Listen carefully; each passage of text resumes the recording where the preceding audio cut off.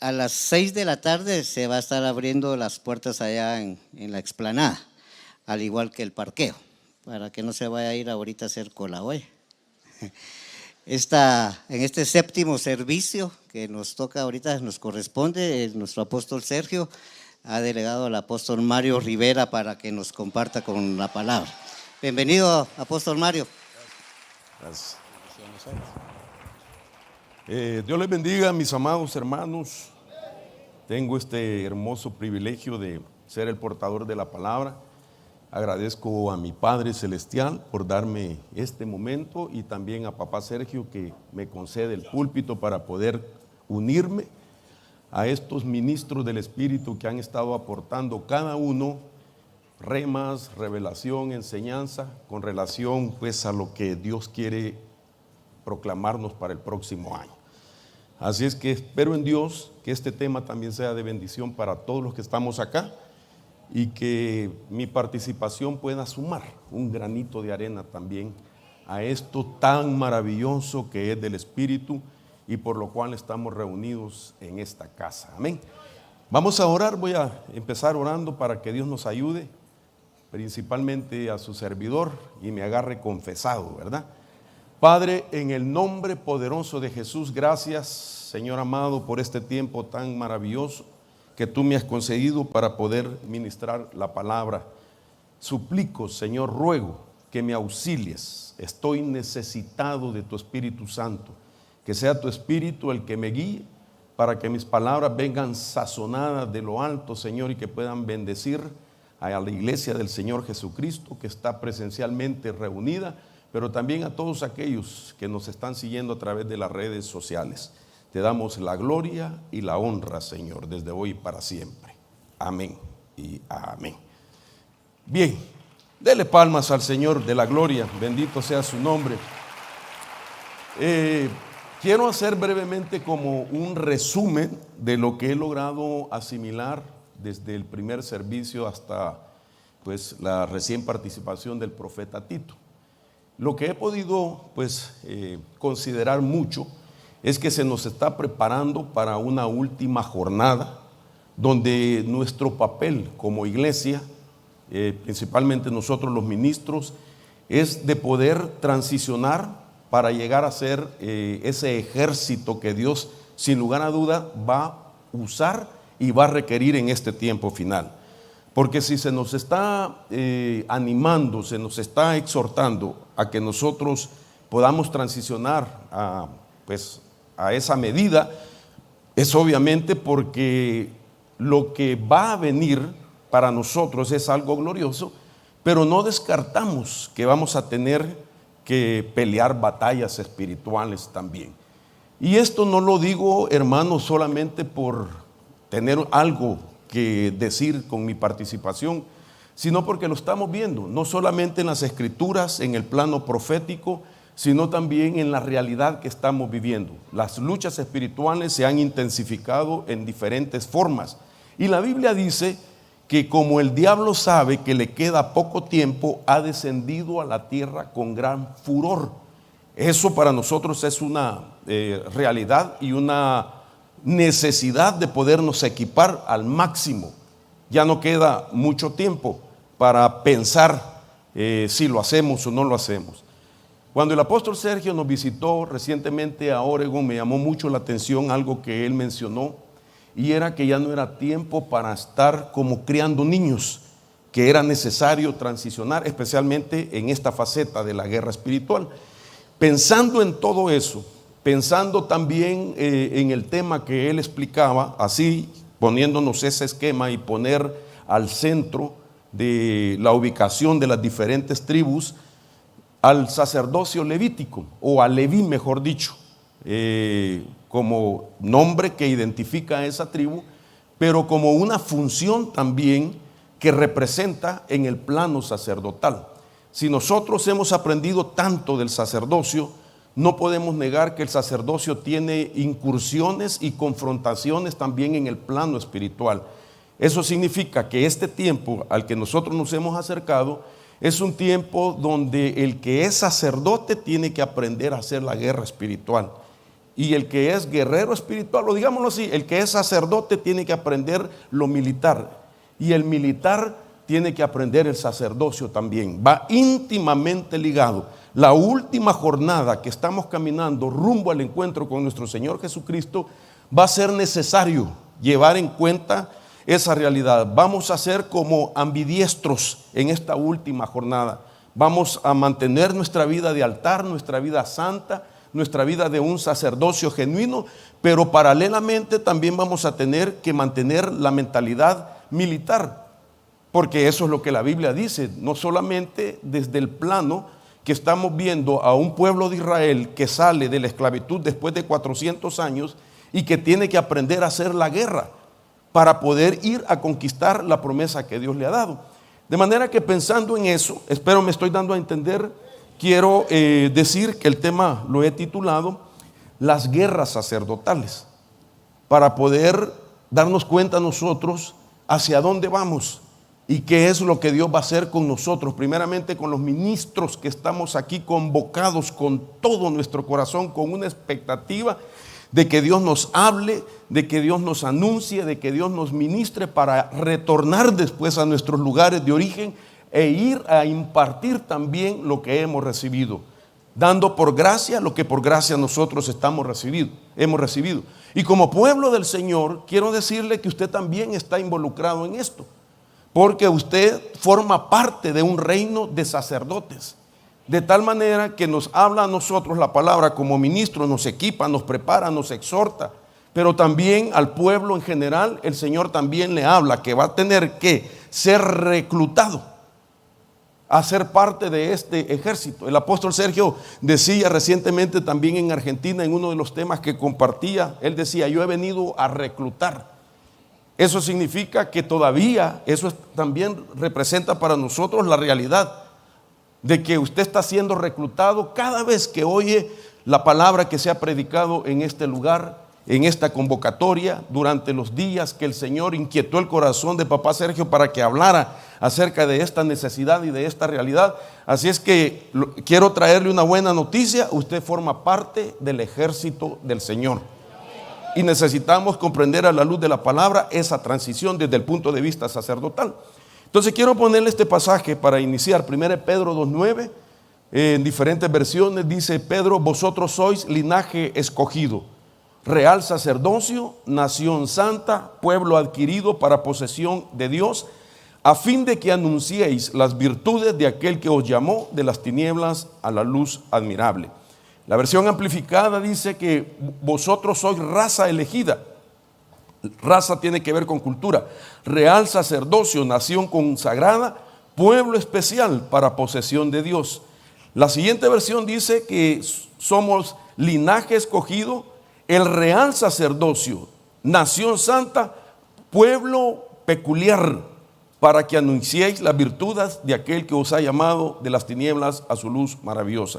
Ser pueblo peculiar es ser totalmente diferente a los demás pueblos que nos rodean. Ser un pueblo especial, un pueblo peculiar, algo que tiene o lo identifica por una característica muy propia que el Señor mismo nos ha concedido porque somos parte de ese real sacerdocio. Ahora bien, quiero llevarlo mostrándole un esquema de cómo el sacerdocio tuvo diferentes manifestaciones y ministraciones desde el Antiguo Testamento hasta el Nuevo, donde ya entra al escenario el orden de Melquisedec.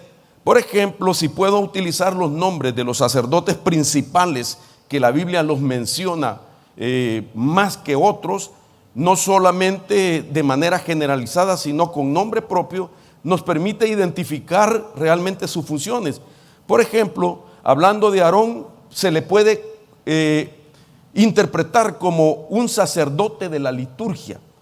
Aarón era el que desde el atrio entraba al lugar santo y el lugar santísimo y conocía todo aquello que tenía que ver con ministración y administración de los rituales.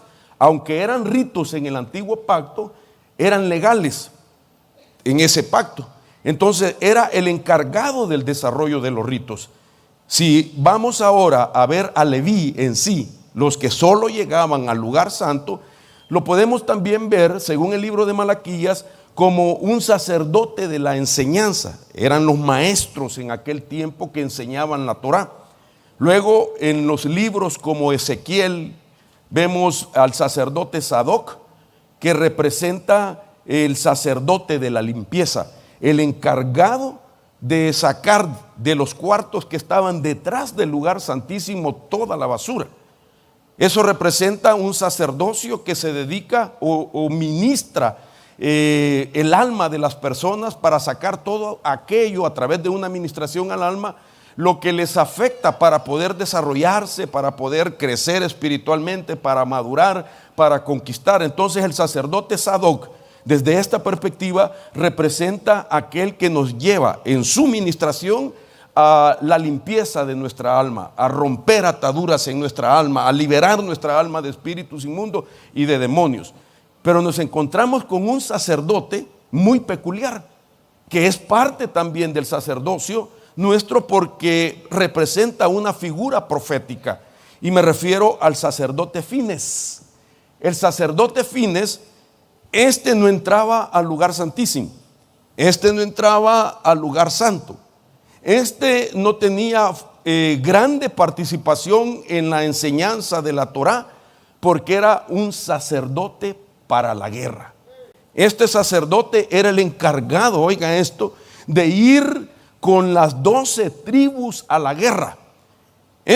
Sus elementos, digamos, devocionales eran diferentes a los elementos que utilizaba el sacerdote de la liturgia. Aarón utilizaba un incensario y entraba al lugar santísimo. Él no utilizaba incensario para entrar al lugar santísimo, sino que él llevaba siempre una espada y llevaba también un incensario que representaba en la guerra el crear la propicia atmósfera espiritual para los ejércitos que iban a conquistar la tierra prometida y que esa atmósfera espiritual tuviera el poder. Esta es una figura para que todo miembro de las tribus y del ejército del Señor fueran libres antes de entrar a la batalla de todo espíritu de temor, de todo espíritu de resentimiento, de todas aquellas situaciones de carácter almático que muchas veces nos impiden creerle al Señor y poder avanzar cuando Él nos da el banderillazo para seguir adelante o para conquistar algo con lo que hemos batallado por mucho tiempo. Es necesario que nosotros sepamos como ministros primeramente y como iglesia que el Señor nos va a respaldar cuando nosotros aprendamos a decretar en la fe y en lo que está escrito esa palabra que va a crear la atmósfera espiritual, que va a llevar la limpieza, que va a llevar la liberación, que va a llevar, hermano amado, el darnos la fuerza que necesitamos para avanzar y poder tomar lo que ya el Señor ha establecido para nuestras vidas. Ahora, estos sacerdocios o ministraciones se consuman en Melquisedec, que es el sacerdote eterno del Altísimo, y es donde nosotros conformamos parte o somos parte de ese reino de sacerdotes. Usted y yo pertenecemos a la orden sacerdotal de Melquisedec. De tal manera que esos 4 primeros que le acabo de enseñar son figura de lo que está consumado en ese último sacerdocio, que es el que está vigente el día de hoy y es, hermano amado, el que va a entrar al escenario de la batalla para poder entonces llevar al pueblo que el Señor nos ha dado hacia su victoria final en el nombre poderoso de Jesús. Se acerca tu victoria. Se acerca tu victoria, se acerca tu victoria. Aquellas cosas negativas y pasadas que se han prolongado por mucho tiempo en contra de tu vida y que no te han dado la libertad o la plenitud que tú anhelas, está por ser totalmente vencida, porque estamos, hermano, en una unción especial de tiempo final para que nosotros podamos reconquistar o conquistar aquellas cosas que se nos han negado hasta el día de hoy. Si usted lo cree, dele palmas al Señor de la gloria. Ahora, quiero entonces avanzar un poco y ponerle rápidamente, porque el tiempo, como decían mis hermanos, se va rápido. Ya me quedan 35 minutos. Entonces quiero darles solo los textos de donde saco ese esquema. Por ejemplo, el sacerdote de la liturgia, dije ya, se encuentra en Éxodo capítulo 28, 41, que estaba representado por Aarón. Solo le doy el texto, Éxodo 28, 41, lo quiero llevar a un punto especial. Luego vemos el sacerdocio de la enseñanza, representado en Leví, lo encontramos en Malaquías capítulo 2, verso 4. Y entraron los sacerdotes al interior de la casa del Señor para limpiarla. Y luego dice el verso 7, pues los labios del sacerdote deben guardar la sabiduría y los hombres deben de buscar la instrucción de su boca, porque él es el mensajero del Señor de los ejércitos. Bendito sea su nombre. Luego vemos la figura del sacerdote de la limpieza, Sadoc, y el texto bíblico también vendría a ser Segunda de Crónicas 29, 16. Entraron, creo que este se me está repitiendo, sería Ezequiel 44, 15, perdón, ahí se me cruzó este texto. Dice Ezequiel 44, 15, pero los sacerdotes levitas, hijos de Sadoc, que se ocupaban de guardar mi santuario cuando los hijos de Israel se alejaron de mí, se acercarán a mí para servirme y estarán delante de mí para ofrecerme la grosura y la sangre, declara el Señor. Verso 23, Ezequiel 44, dice, enseñarán a mi pueblo a discernir entre lo sagrado y lo profano y harán que ellos sepan distinguir entre lo inmundo y lo limpio. Entonces le enseñaban la limpieza, eran los encargados de la limpieza. Y por último, vemos al sacerdote Fines, encargado de ir con las 12 tribus. Y aquí lo leemos entonces en Números 31, 3, dice, y habló Moisés al pueblo diciendo, armad a algunos hombres de entre vosotros para la guerra, a fin de que suban contra Madián para ejecutar la venganza del Señor en Madián. Enviaréis a la guerra 1000 de cada tribu, de todas las tribus de Israel. Entonces se prepararon de entre los miles de Israel, 1000 de cada tribu, 12,000 hombres armados para la guerra, y Moisés los envió a la guerra, 1000 de cada tribu. Note usted que no está mandando a Aarón, sino que dice, y a Fines, hijo del sacerdote Eleazar, a la guerra con ellos, con los vasos sagrados y las trompetas en su mano para la alarma. Bendito sea el Señor.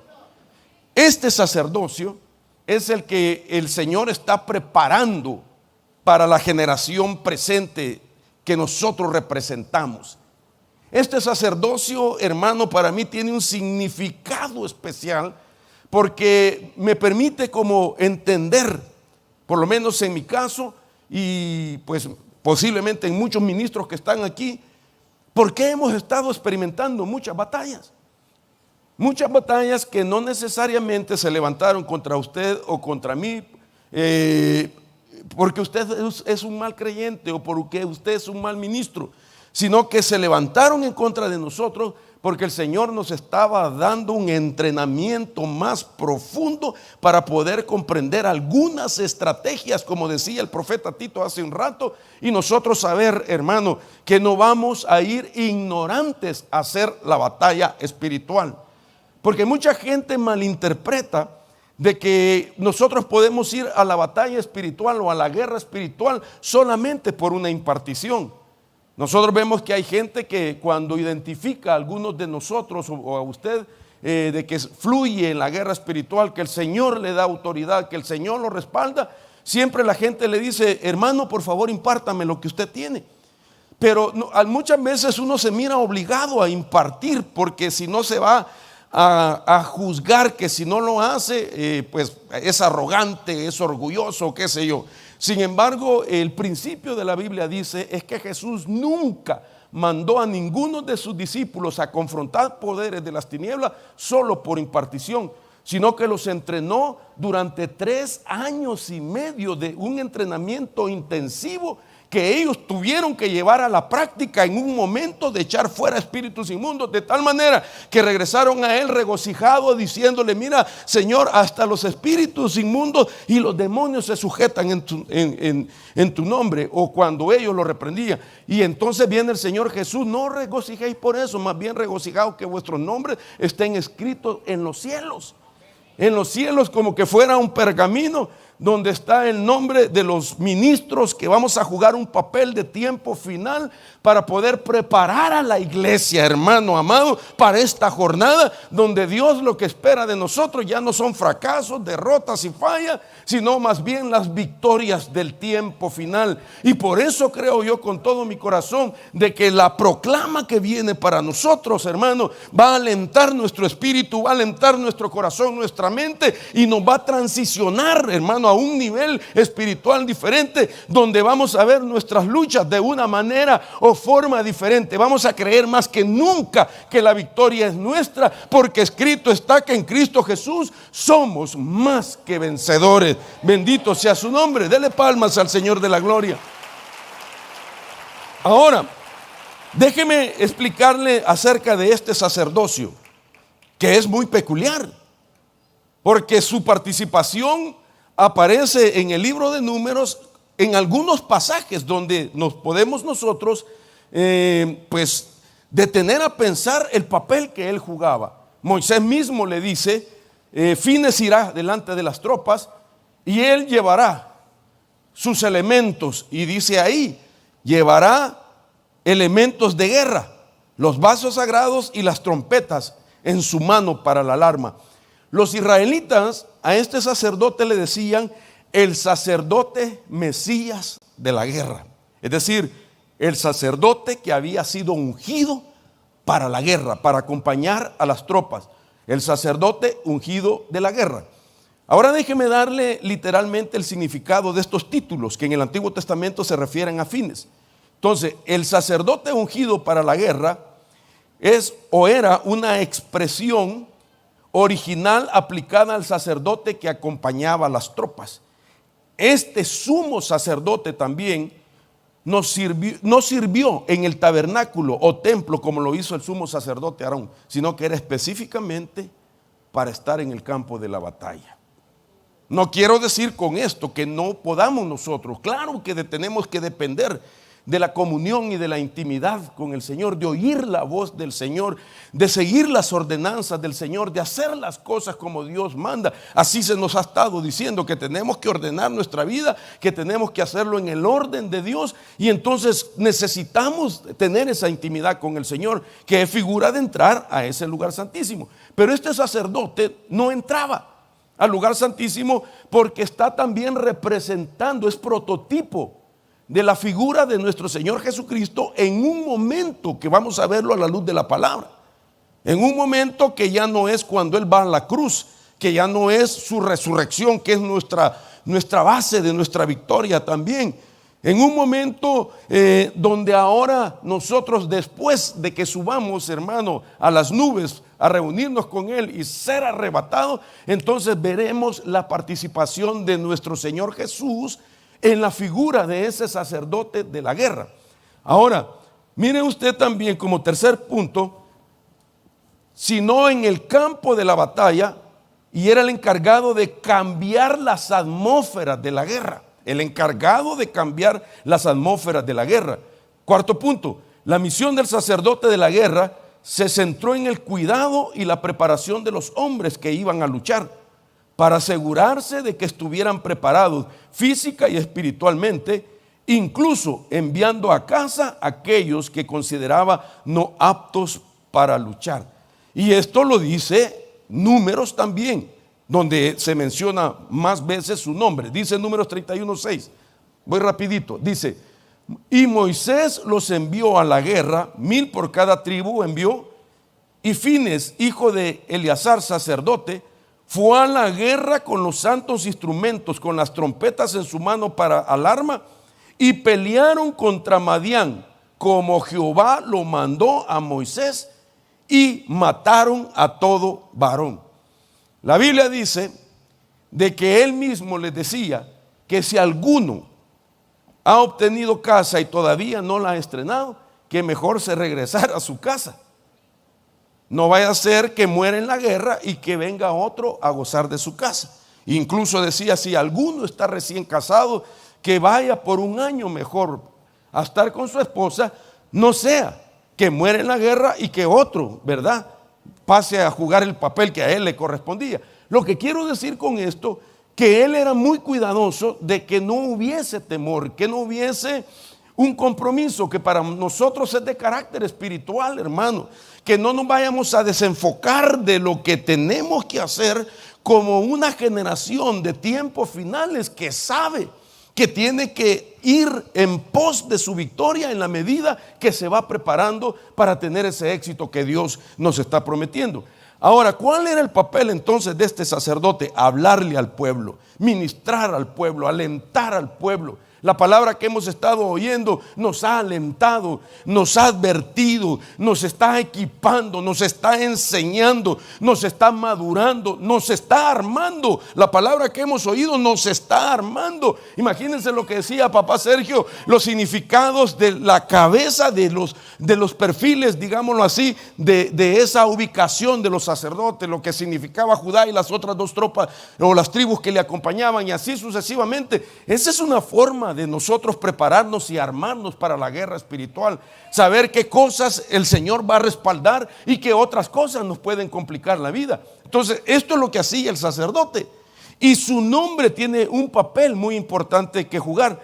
Por ejemplo, la palabra fines significa boca de bronce. Mire qué tremendo. Y el bronce tiene un significado en las escrituras. El bronce nos habla de juicio. Lo que quiere decir que él tenía el poder no solo para decretar una palabra, de anular cualquier artimaña del enemigo, sino también tenía una palabra de autoridad para romper con todo juicio o con toda maldición o con todo aquello que se ha dicho en contra de nuestra vida. Palabras que vienen a afectar muchas veces nuestro estado anímico y, por qué no decirlo, hasta espiritual. Cuando alguien se ha levantado en contra de ti, levantando una difamación, levantando una murmuración, levantando una crítica en contra de ti, esas palabras, hermano, en un momento determinado, cuando nosotros no somos cuidadosos, muchas veces nos desgastan cuando nos damos cuenta de lo que están diciendo de nosotros. Pero entonces este sacerdocio tiene ese poder. Tiene ese poder porque es necesario alentar al ejército del tiempo final a desarraigar cualquier tipo de temor, sean fobias, sean problemas de eventos pasados, sea alguna etapa de tu vida que todavía no has podido, hermano, vencer, y que eso te desanima o te hace menguar en tu caminar. Quiero decirle que tenemos nosotros, los que reconocemos y estamos bajo autoridad y bajo cobertura, que tenemos un apóstol que Dios ha levantado con esa vara, que cuando se declara una palabra, hermano, en contra de nosotros, tenemos que ir a reconocer esa autoridad para que a través del Espíritu Santo venga la inspiración sobre su vida y pueda decir esas palabras que necesitamos para que se rompa todo aquello, hermano, que nos está estorbando en nuestro caminar. ¿Sabe lo que le estoy diciendo? Que a mí me ha tocado vivir. Me ha tocado vivir y buscarlo a Él para que declare una palabra, para que haga una oración. Y he visto los frutos después de esa oración por el principio de la autoridad. Entonces, este sacerdocio representa, hermano, la autoridad para hablar cosas. A la misma vez nos deja ver que tenemos que ser cuidadosos con lo que vamos a decir, de cuidar nuestras palabras y de usarlas a favor de aquellos que necesitan que alguien, hermano, de repente les cambie la situación y las circunstancias que están viviendo.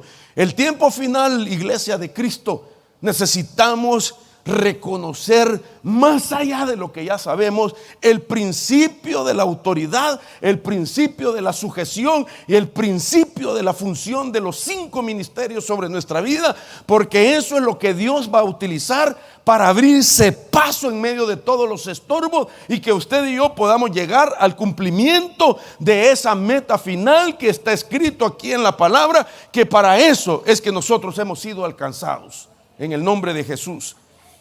Entonces, el bronce, repito, el bronce habla de juicios, es decir, el sacerdote encargado de decretar contra el reino de las tinieblas, que todo lo que se ate aquí en la tierra se ate en los cielos, que se desate aquí en la tierra se desatará también en los cielos.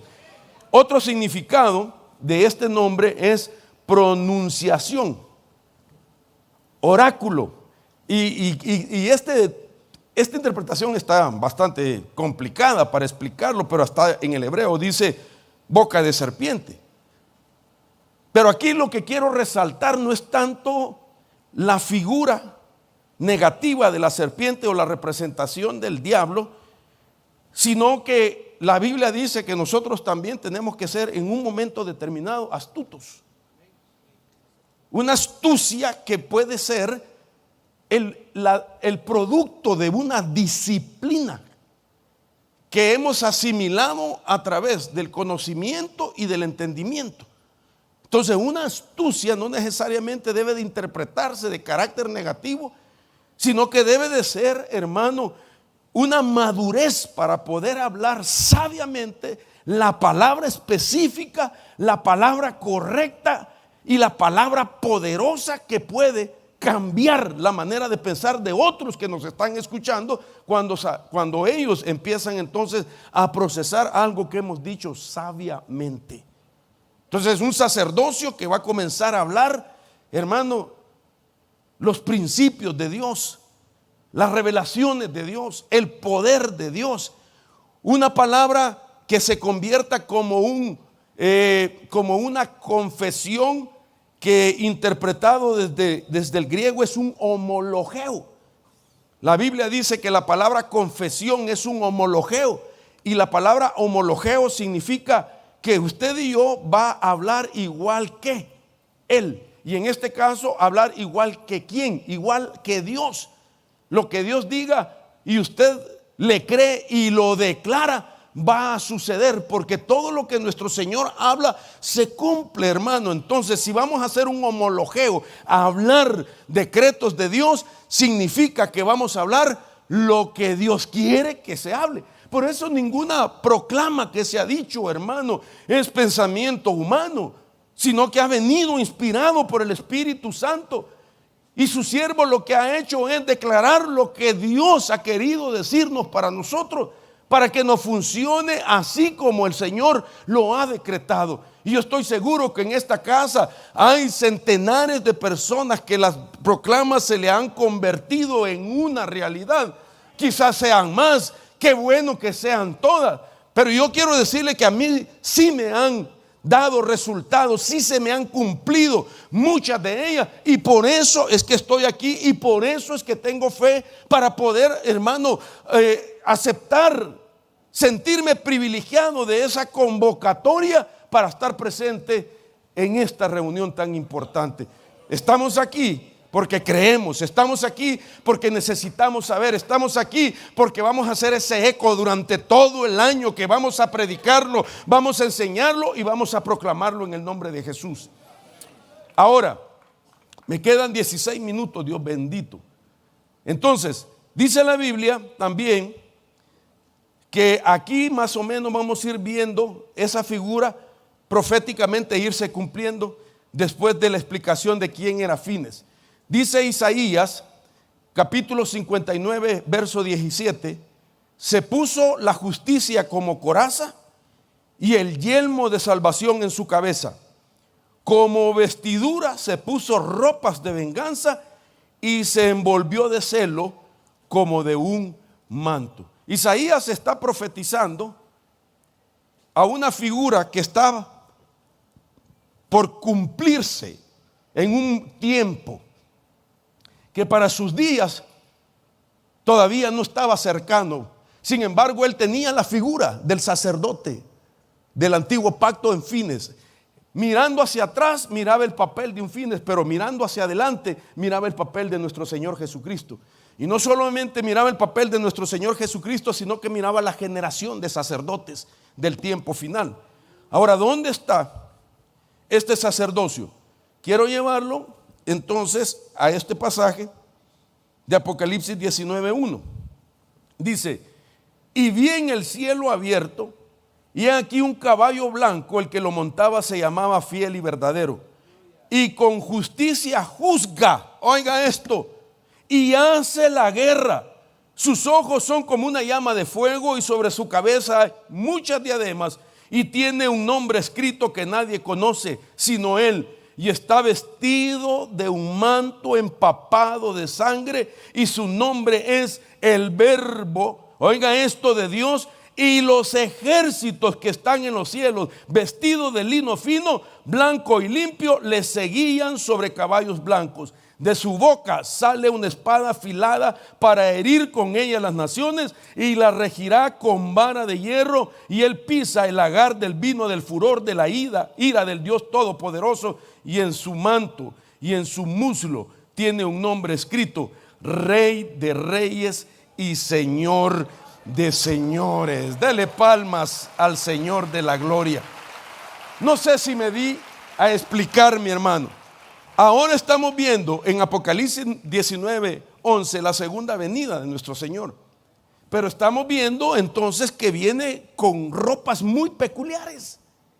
Estamos viendo que está, hermano, encabezando a un ejército que no viene vestido con la armadura de Dios, pero son guerreros. Eso dice la Biblia. Pero vienen vestidos de lino fino, blanco. Es decir, vienen como sacerdotes, pero vienen preparados para la guerra, porque el que los está encabezando es el sacerdote de la guerra. Ahora ya no viene para entrar al lugar santísimo, porque viene del templo celestial. Ha salido del templo celestial para cumplir el papel, la administración de ese sacerdocio, para que nosotros podamos venir juntamente con él, hermano, vestidos de blanco, pero con carácter militar. Necesitamos primero salir en un arrebatamiento y retornar con él en la segunda venida. De tal manera que ahorita que vamos a entrar físicamente y espiritualmente a ese tiempo, es donde nosotros vamos a quitar todos los estorbos en guerra espiritual, para que podamos ser dignos de escapar a las cosas que vienen. Nos va a tocar presencialmente pelear las guerras espirituales, para después venir a pelear las guerras proféticas que vienen a establecer el reino de 1000 años aquí en la tierra. Bendito sea el Señor. Entonces terminé mi introducción. Ahora, si ese sacerdocio es así, no cabe duda que el enemigo va a querer tirar bombazos también. Y eso significa que el sacerdocio, que va a tener función militar, el enemigo va a querer removerlo, va a querer quitarlo, porque le va a estorbar. Es interesante ver en la Biblia ministros como Elías, que tenía contacto con altar, un profeta que tenía contacto con altar. Es decir, como ministro tenía también un carácter sacerdotal. Vemos a Moisés, un hermano libertador, alguien que saca de la esclavitud a 3 millones de personas. Pero tenemos también paralelamente las funciones que él tenía en el plano espiritual, donde de una zarza oía la voz de Dios, donde al levantar la vara, hermano, se abría el mar rojo, donde se movía a favor de él ángeles. Entonces, eso es de carácter sacerdotal, pero tenía papel también de confrontaciones. Eso es exactamente lo que nos va a tocar a nosotros vivir. Hermano, viene un tiempo maravilloso donde el Señor está derramando una unción especial, donde vamos a ver la intervención angelical a favor de nuestra vida, y tú vas a poder ver la función sacerdotal que nunca has tenido en la práctica, en la realidad. Hermano, vamos a ver que el Señor va a pelear batallas sobrenaturales, pero usted y yo vamos a ser como los activadores de esas batallas de los tiempos finales, pero somos el blanco.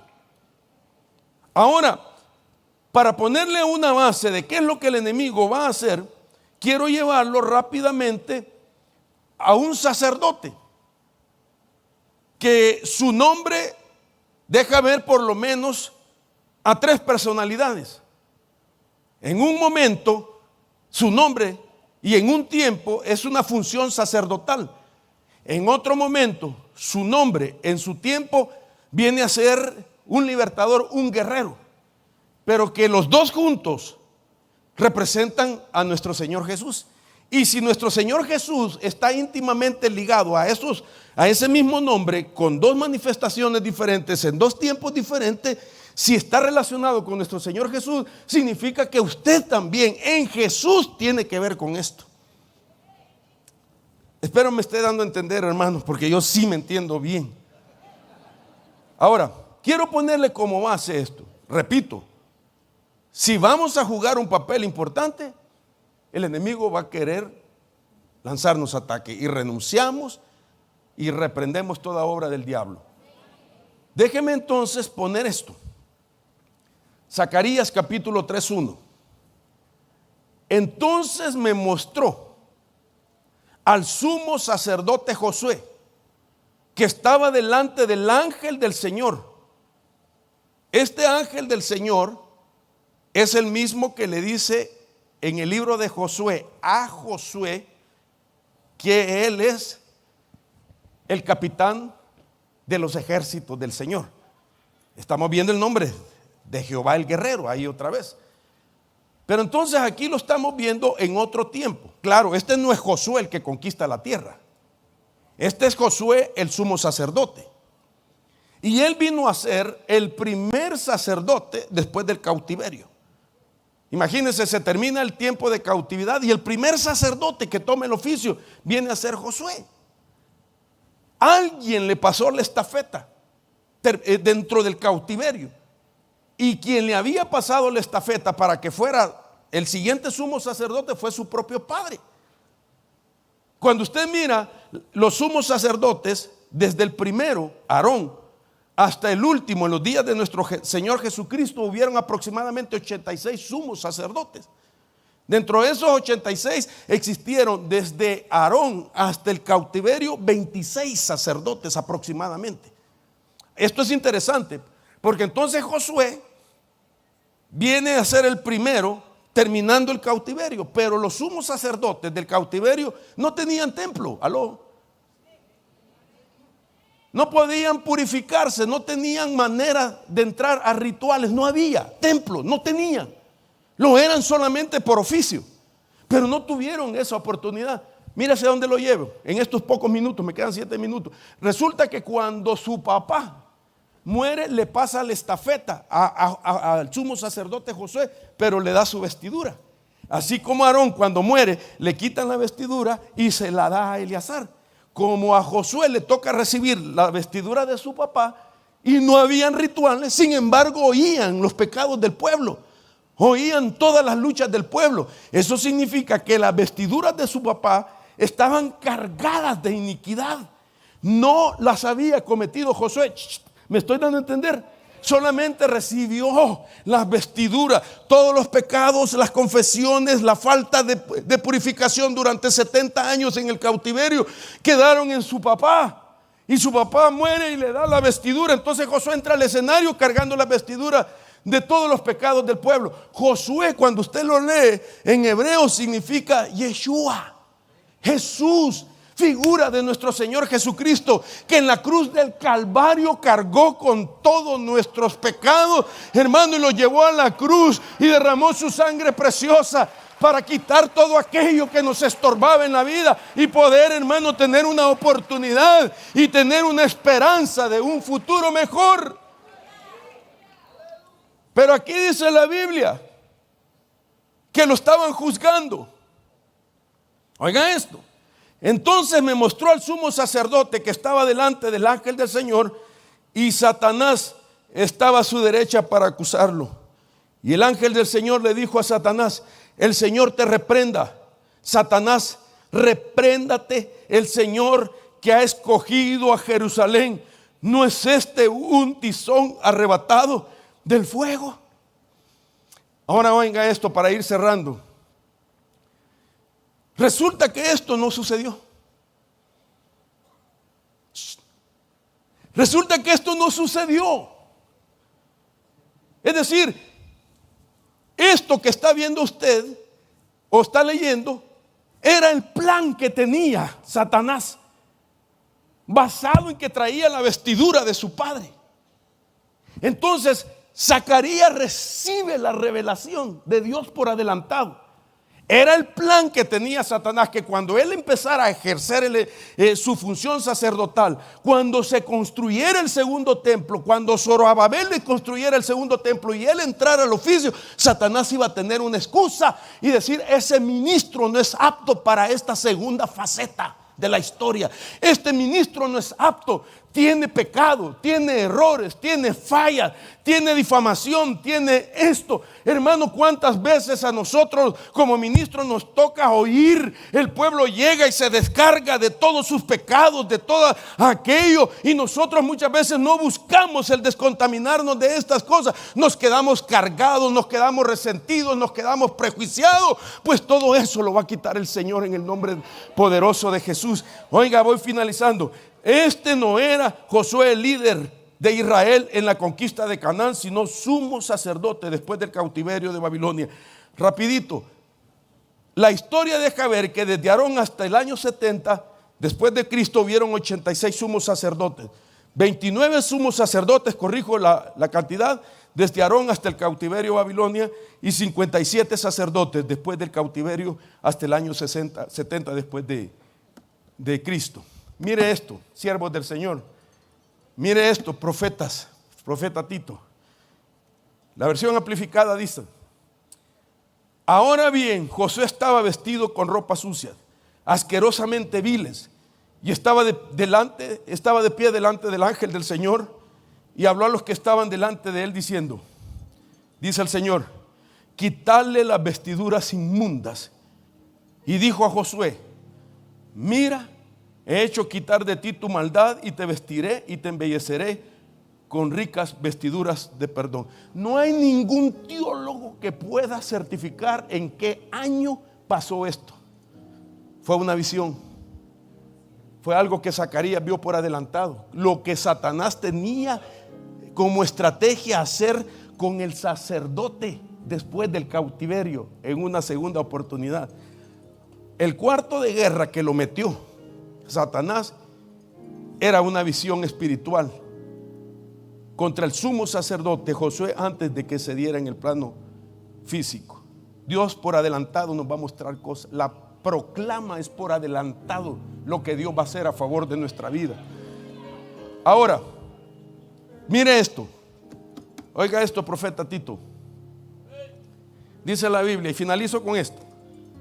En esta versión, la versión amplificada, Zacarías no solamente vio por adelantado, sino que estaba en la dimensión espiritual viendo la trampa de Satanás y el proceso jurídico que iba a tener en contra del sumo sacerdote. Y entonces oyó cuando el ángel del Señor le dijo a otros ángeles: quítenle la vestidura, lo voy a purificar, lo voy a limpiar para que el enemigo no tenga argumento en contra de él, porque Josué es el sumo sacerdote para esta nueva etapa. Usted y yo somos los sacerdotes para la nueva etapa. Nos va a limpiar, nos va a purificar, nos va a levantar, nos va a descontaminar. Va a hacer algo Dios en nuestra vida poderoso.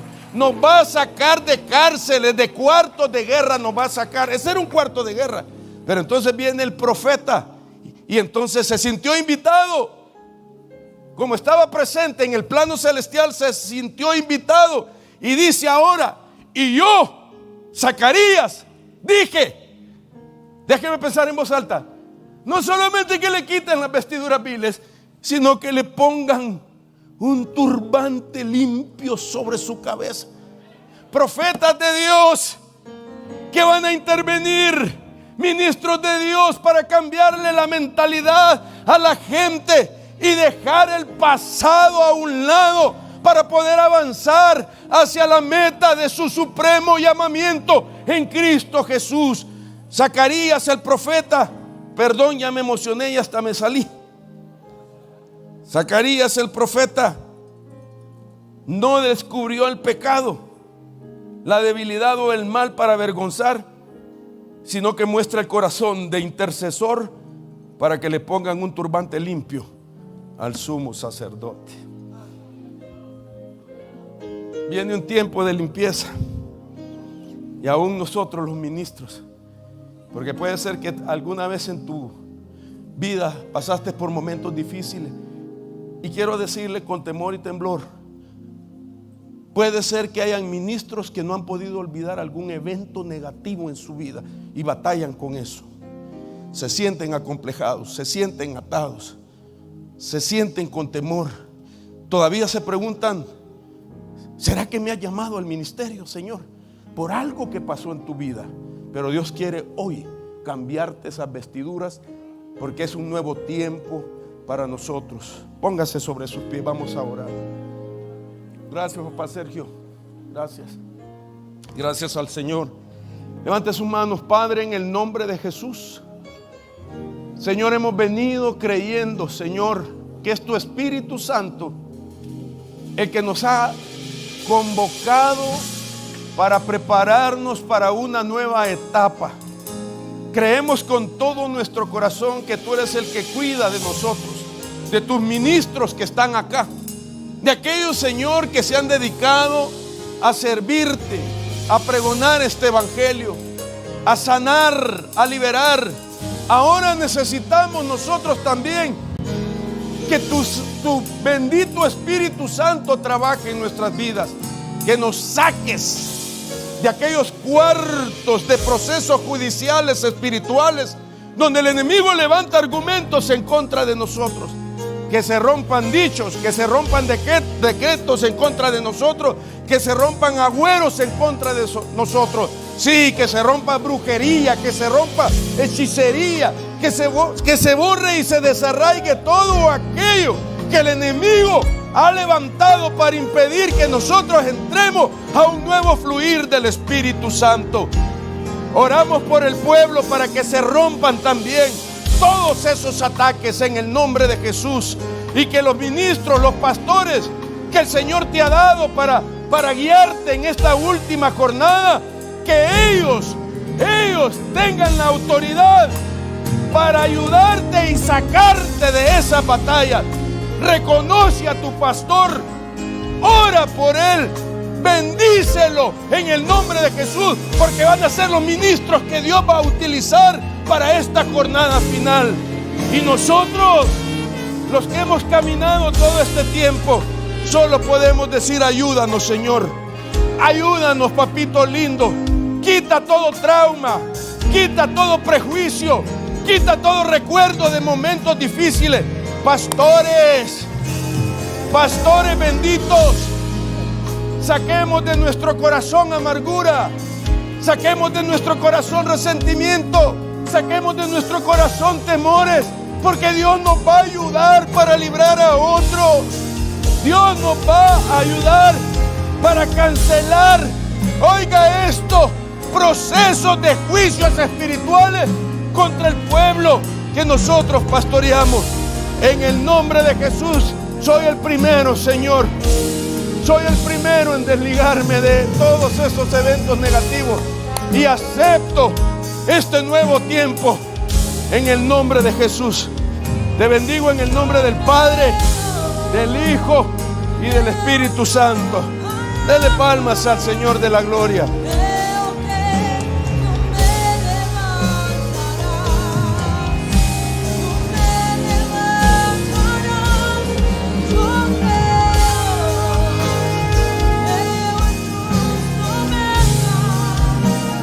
¿Qué tal con el tiempo?